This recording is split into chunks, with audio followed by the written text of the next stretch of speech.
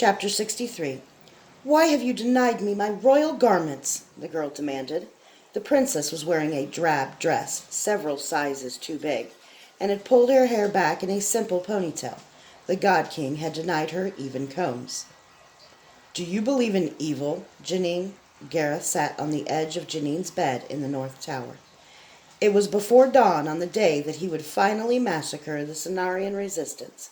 It would be a good day. He was in high spirits. "How can I sit in your presence and not?" she spat. "Where are my things?" "A beautiful woman does things to a man, young lady. It would not do for you to be ravished. It would displease me to have you broken so soon. Do you not have control of your men? Some god you are, some king." "I do not speak of my men," Gareth said quietly. She blinked. "You stir me. You have what we call Yusha. It is life and fire and steel and joy of living. I have extinguished it in my wives before. That is why you're cloistered and forbidden comely clothes. It's why I sated myself with one of your ladies-in-waiting. To protect you, you will be my queen, and you will share my bed, but not yet." "Not ever!" "See? Yusha." "Go to hell," Janine said. "You are a woman cursed, aren't you? Mine is the third royal family you've belonged to, and the first two didn't fare so well, did they? Your husband lasted what? An hour?" "By the one and the hundred," she said, "may your soul be cast in the pit. May every fruit within your grasp turn to worms and rot. May your children betray you." He slapped her. For a moment she worked her jaw, blinking the tears out of her eyes. Then she continued, "May—" He slapped her again, harder, and felt a dangerous surge of pleasure down to his loins. Damn Callie. She was about to spit on him when he gagged her with the ver. "Never tempt a man beyond what he can endure. Do you understand?" he asked. She nodded, eyes wide at the black ver raking his skin.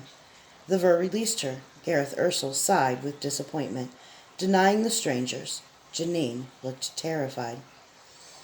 God, perhaps it will teach her, or good, perhaps it will teach her caution. After Neff had produced the princess as a gift and apology for what a mess Cenari had become, Gareth had been instantly smitten.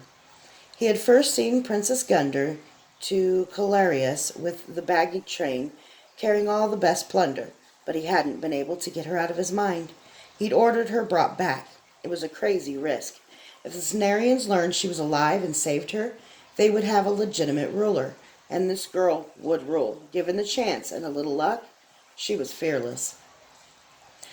"Back to my question, Janine. Do you believe in evil?" the God King asked. Best to engage his mind, if this interview weren't to end in tears for her and sated disgust for himself. "Some people call it evil when my soldiers knock on a door in the night and ask a man where his brother is, and the terrified man tells him, or when a woman sees a full purse lying in the road and takes it.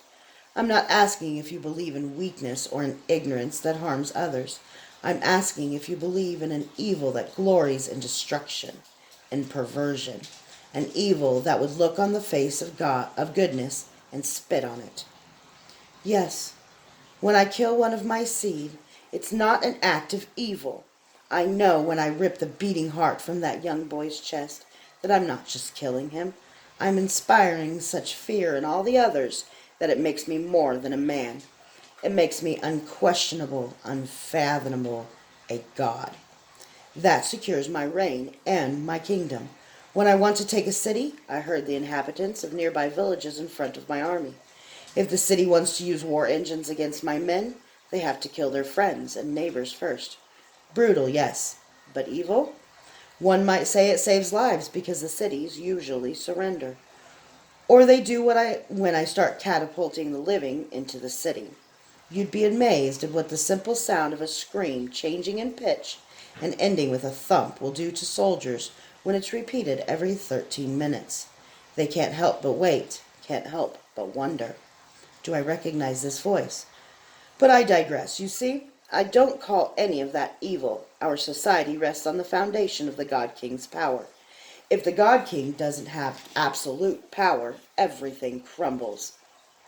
Then comes chaos, war, starvation, plagues that don't discriminate between the innocent and the guilty.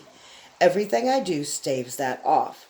A little brutality preserves us like a surgeon's knife preserves life. My question is, do you believe in an evil possessed of its own purity? Or does every act intend some good? Why are you asking me? Janine asked. She had gone pasty pale. It would have made her look Caledonian if it weren't tinged with green. I always talk to my wives, the God King said. First, because only madmen regularly speak to themselves. Second, there's the off chance a woman might have an insight.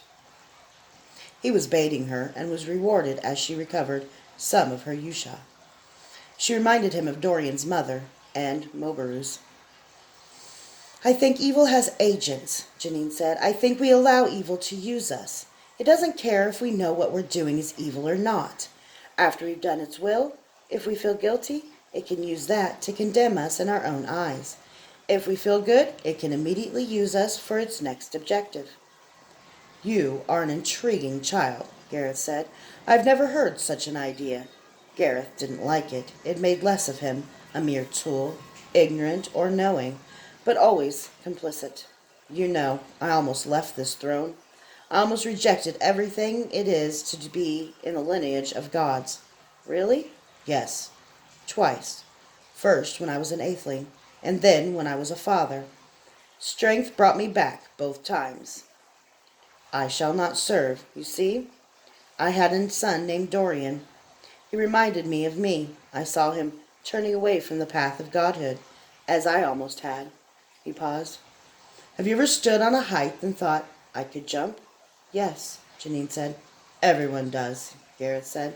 Have you stood with someone else and thought, I could push him? She shook her head, horrified. I don't believe you. Regardless, that is how it was with Dorian. I thought I could push him. So I did. Not because it helped me, just because I could. I brought him into my confidence, and he almost turned me away from godhood. So I betrayed him in the most profound way I can imagine. It was the moment closest to a purity of evil I have come. You see, to my eyes, the world holds only two mysteries. Evil is the first, and love is the second. I have seen love used, exaggerated into a mockery of itself, perverted, faked, betrayed. Love is fragile, a fragile, corruptible thing. And yet I have seen it evince a curious strength. It is beyond my comprehension. Love is weakness that once in a great while triumphs over strength. Baffling. What do you think, Janine? Her face was stony. I know nothing of love, he snorted. Don't feel bad. One interesting thought is more than I get out of most of my wives. Power is a whore. Once you finally hold her, you realize that she is courting every man in sight. What's the purpose of all your power? Janine said. He furrowed his brow. Whatever do you mean? I'd say that's your problem right there. Now you speak with the insight I'd expect from a woman, which is to say, none. Thanks for clarifying. Ah, so she was as smart as they said. He'd wondered when he'd heard she was requesting books. Better not to let women read. You're welcome. Now, where was I? She answered, but he didn't hear her. Something had just happened to Tenzer's Ferali. He could feel it through the webs of magic he'd anchored throughout the castle. Whatever had just done that, it was more powerful than he'd expected. I can tell you're not happy here, so I'm sending you to Caloris, he said, walking to the door. If you send any messages or attempt escape, I'll round up all your friends and 100 innocents and kill them. He strode across the room and kissed her fiercely. Her lips were cold and utterly unresponsive. Goodbye, my princess, he said. He paused outside the door until he heard her burst into tears, the rustles of covers as she threw herself on the bed, and what he thought was Logan's name. He'd have to give orders about that. If Janine found out Logan was alive, she'd never bend to Gareth's will. That tug on the web pulled him, but still he paused. Usually a woman's weeping meant nothing to him, but today he turned the feeling over like a strangely colored stone. Was this guilt? Remorse? Why did he have the insane desire to apologize? Curious. He'd have to think about this later, when Janine was at a safe distance. He ordered 6 huge Highlanders from the God King's guard to take her to Calidore immediately, and then went down the stairs.